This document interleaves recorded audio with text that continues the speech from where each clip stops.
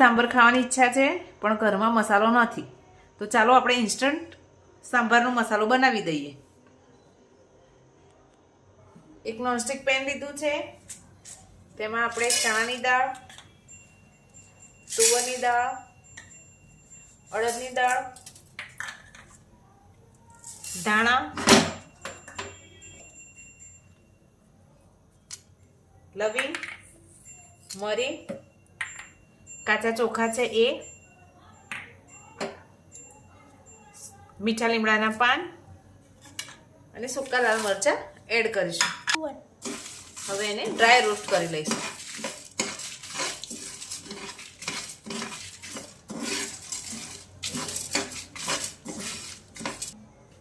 બીજું કંઈ પણ ઉમેર્યા વગર આને આમ જ ખાલી ડ્રાય રોસ્ટ કરવાનો છે.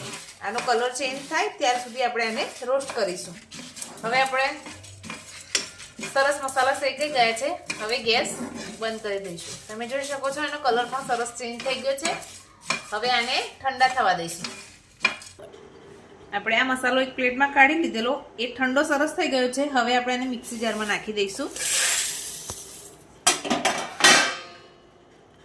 હવે અમે હળદર, એક નાની ચમચી હિંગ અને અડધી એક ચમચી કાશ્મીરી લાલ મરચું નાખીશું, જેનાથી કલર પણ એકદમ સરસ આવશે. તો હવે આપણે આનો ફાઇન પાવડર કરી લઈએ. આપણો સાંભાર મસાલો સરસ દળાઈ ગયો છે. તૈયાર છે ઇન્સ્ટન્ટ સાંભાર મસાલો.